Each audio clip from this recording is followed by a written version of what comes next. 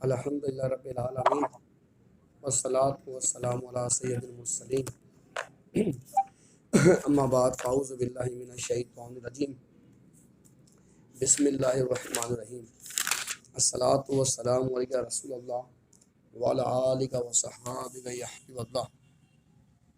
قرآن کریم جو اللہ تعالیٰ نے اپنے پیارے حبیب حضور رسول اللہ صلی اللہ علیہ وآلہ وسلم پر نازل فرمایا، یہ آخری کتاب ہے۔ تورات، انجیل، زبور جو اس سے پہلے آئیں انبیاء علیہ السلام پر، حضرت موسیٰ علیہ السلام، عیسیٰ علیہ السلام اور داؤد علیہ السلام پر، ان کتاب کے اندر تحریف ہو گئی، بدلی ہو گئی۔ لوگوں نے اس کے اندر دنیا کی دولت کے لیے اس کو بیچا۔ اس کا ذکر اللہ نے قرآن کریم میں کیا، سورہ بقرہ میں ذکر ہے ثمنًا قلیلا۔ ہمارے دنیا کی دولت کے لیے انہوں نے چند سکوں کے لیے اور روپیوں کے لیے ان یہودیوں نے اس قرآن کے اندر تحریف کری۔ یہ عیسائی انہوں نے تحریف کر دی۔ آج انجیل، تورات، زبور جو ہیں اپنی اصل پہ نہیں ہیں۔ عہد نامہ قدیم و جدید ملتا ہے بیرون ملک کے اندر بھی، پاکستان کے اندر بھی۔ جو عہد نامہ قدیم ہوتا ہے نا، اس سے مراد یہ ہوتا ہے کہ اس کے اندر تورات بھی ہوتی ہے اور انجیل بھی ہوتی ہے۔ اور اب یہ جو آج کل یہ بھی کر رہے ہیں، بائبل کے نام سے نکال رہے ہیں کتابیں، تو وہ صرف انجیل کو دے رہے ہیں، وہ جس کو یہ عہد نامہ جدید بھی کہتے ہیں۔ تو اس کے اندر باقاعدہ ذکر ہوتا ہے، اس کتابوں کا ذکر ہوتا ہے اس کے اندر، کیونکہ عیسیٰ علیہ السلام جو دنیا میں آئے تھے نا، ان کا خود کا فرمان انجیل میں لکھا ہے کہ میں تورات کے احکام کو مکمل کرنے کے لیے آیا ہوں۔ اس وقت جو لکھا ہے، انہوں نے کہا تھا کہ یہ جو بھیڑ ہیں، یعنی کہ بھیڑ سے مراد جو لوگ تھے نا، اور بنی اسرائیل جو لوگ ہیں جو گمراہ ہو چکے ہیں، ان کی اصلاح کرنے کے لیے آیا ہوں۔ یہ ابھی بھی موجود ہے، انجیل کے اندر الفاظ موجود ہے۔ متی، آپ انجیل لیں، بھلے انگلش میں لے لیں، اردو میں لے لیں، اس کو دیکھیں، متی کھولیں، متی کے پہلے صفحے کے اوپر ہے نا، آج جب آپ پڑھیں گے نا تو اس پہلے صفحے کے اوپر حضور رسول اللہ کی شان موجود ہے، اور کوئی عیسائی سامنے بیٹھ جائے تو انشاءاللہ ہم ثابت کر دیں گے۔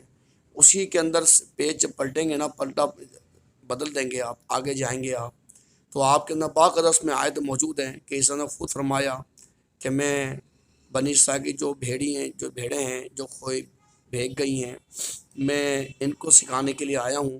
تو اس آیت سے معلوم پڑا، انجیل کی آیت سے معلوم پڑا کہ عیسیٰ علیہ السلام جو آئے تھے نا، وہ صرف بنی اسرائیل کی طرف آئے تھے، اور یہی قرآن کا حکم ہے۔ کیونکہ اللہ تعالیٰ اس جو انبیاء کرام جو بھیجے نا، کسی خاص قبیلے یا قوم کے لیے بھیجے، ٹھیک ہے؟ صرف نبی کریم کی رسالت، نبوت ہے جو پوری دنیا کو عام ہے۔ انہوں نے خود فرمایا کہ میں تمام مخلوق کی طرف نبی بنا کے بھیجا گیا ہوں، آخری نبی آقا علیہ السلام۔ تو جب عیسائی سے آپ بات کریں گے تو آپ دلیل سے بول سکتے ہیں کہ آپ کے انجیل میں لکھا ہوا۔ اب اس انجیل میں 4 انجیل ہیں، متی، لوکا، مرکس، یوحنا۔ یعنی انجیل تو نازل ایک ہوئی تھی، اب اس میں 4 ہیں۔ یہ کیسے ہو گئی؟ ایک انجیل ہے برناباس، جس کو کیتھولک والے جو ہیں نا، باہر ملک میں کیتھولک بہت چلتا ہے ان کا مذہب، 2-3 مذہب ان کے بہت یعنی کہ اوپر ہیں۔ اور ویسے نا بہت سارے یعقوبیہ فرقہ ہے، دیگر فرقے، ہم نے لکھا تھا اس کے اوپر، مفصل کلام کیا تھا لکھ کر ہم نے، کہ ہماری وہ کتاب کا مسودہ کھو گیا، وہ چھپ جاتا تو انشاءاللہ فائدہ ہوتا۔ الغرض المختصر، تو اس کے اندر باقاعدہ ذکر ہے۔ پھر یہ جو انجیلیں تھیں، 100 تھیں، 150 تھیں، 300 تھیں، کتنی تھی، یہ بڑا ایک پوری تاریخی واقعات ہیں۔ یہ بٹنگ اپنے کیا بولتے ہیں اس کو، انسائکلوپیڈیا ہے نا برٹانیکا، اس کے اندر بھی ذکر مل جائے گا۔ وکیپیڈیا، اس کے اندر بھی ذکر مل جائے گا اس کا، ان انجیلوں کا۔ میں آخری میں جا کے 4 پہ متفق ہوئے اس انجیلوں میں جو موجود ہے اس وقت ان کے پاس۔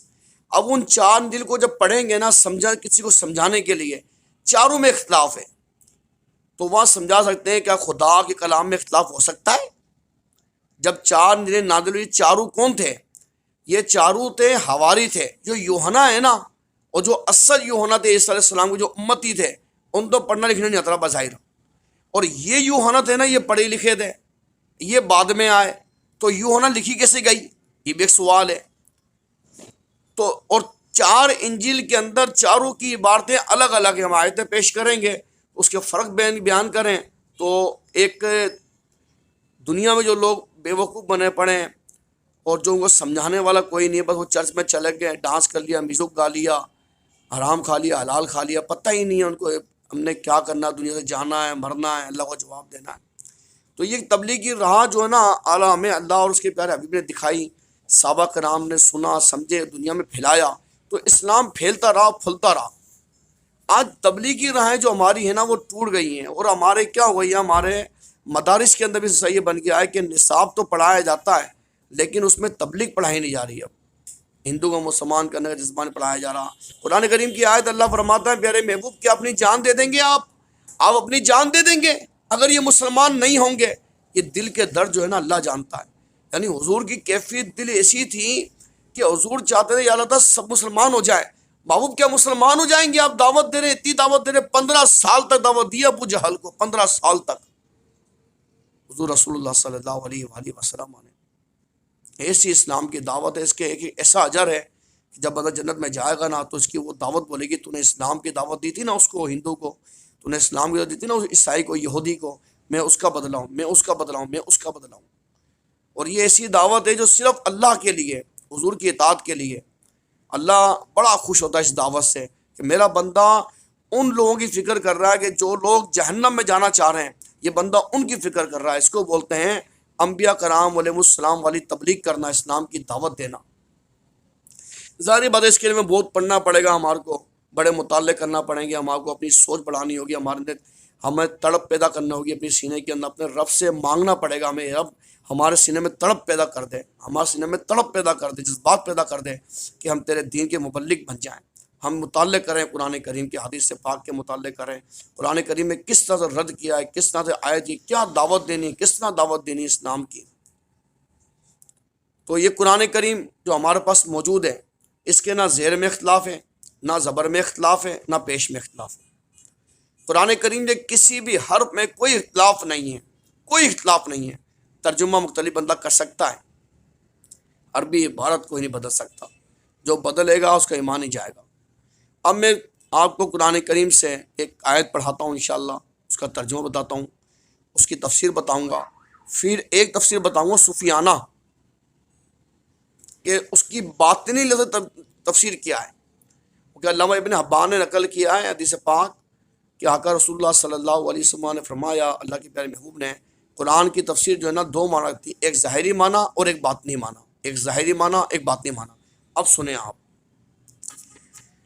قرآن کی ایک آیت ہے، اس سورہ آل عمران کے اندر ہے، آیت نمبر 188 ہے، وہاں آپ دیکھ سکتے ہیں، وہاں لفظ یہ ہیں لَتَحْسَبَنَّ الَّذِينَ يَفْرَحُونَ بِمَا، آخر تک پڑھیں گے نا، وَلَهُمْ عَذَابٌ أَلِيمٌ، وہاں تک پڑھ لیں، معلوم پڑ جائے گا پورا۔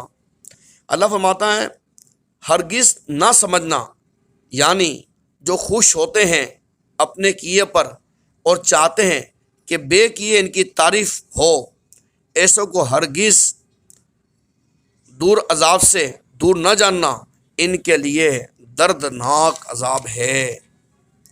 وَلِلَّهِ مُلْكُ السَّمَاوَاتِ وَالْأَرْضِ وَاللَّهُ عَلَى كُلِّ شَيْءٍ قَدِيرٌ، اور اللہ ہی کے لیے ہے آسمانوں اور زمین کا، اللہ ہر چیز پر قادر ہے۔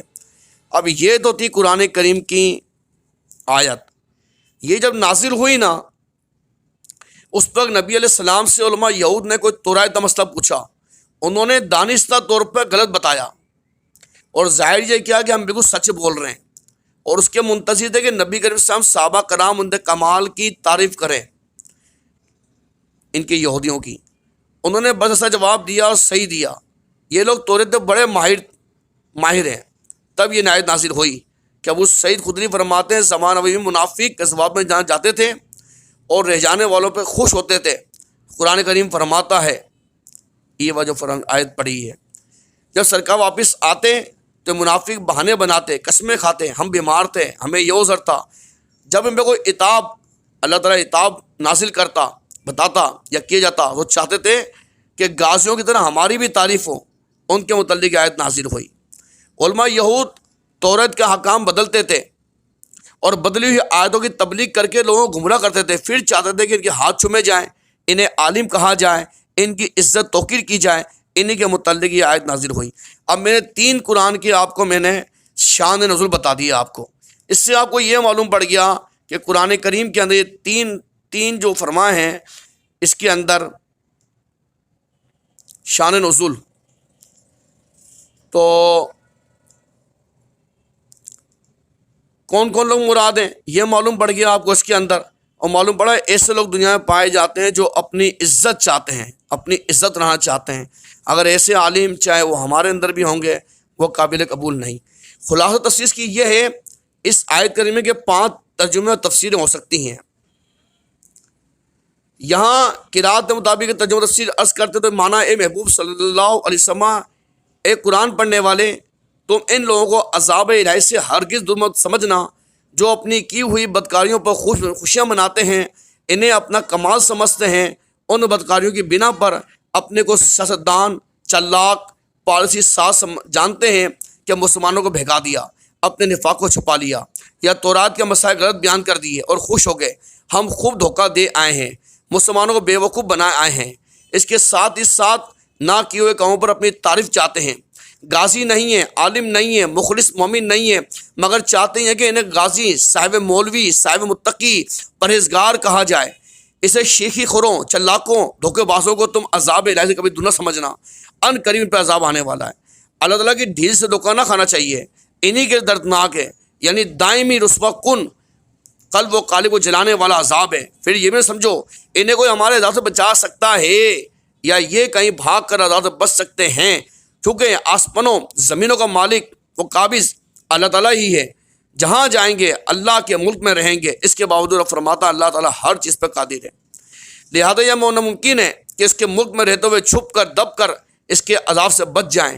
اس کے عذاب سے بچنے کی صرف ایک ہی صورت ہے، وہ یہ کہ لوگ گناہوں سے توبہ کر لیں، چلاکیاں، دھوکے بازیاں چھوڑ دیں، ہمارے محبوب پر سچے دل سے ایمان لے کے آ جائیں۔ اب یہ تھی تفسیر، وہ جو قرآن تفسیر ہے۔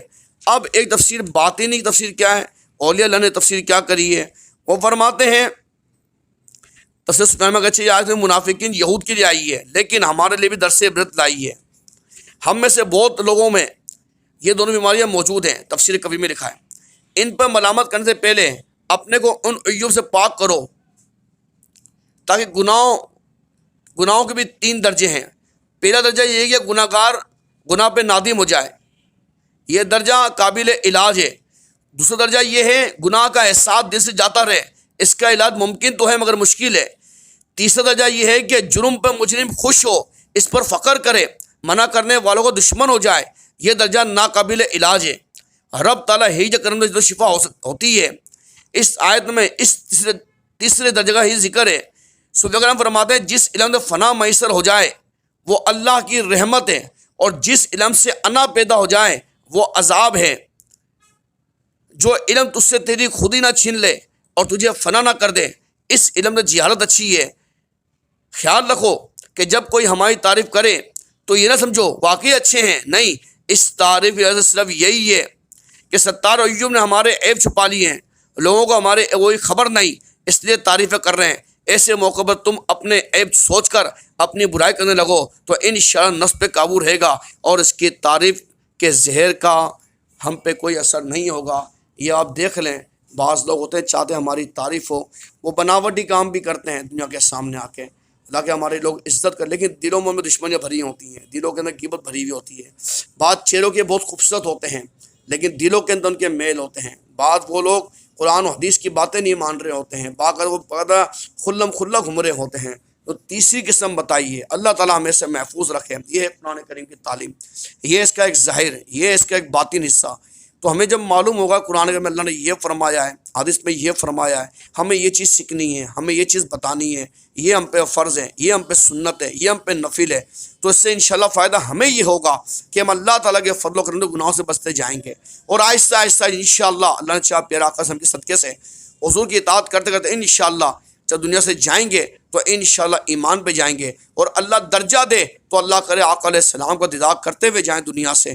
یہی زندگی کا مقصد ہے، باقی انسان کتنا بھی کر لے یہ زندگی کا مقصد نہیں ہے۔ اللہ تعالیٰ دعا ہے اللہ تعالیٰ باغ میں قبول منظور فرمائے۔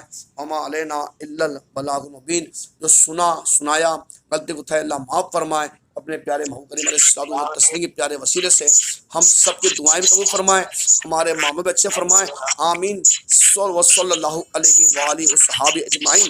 السلام علیکم ورحمۃ اللہ وبرکاتہ۔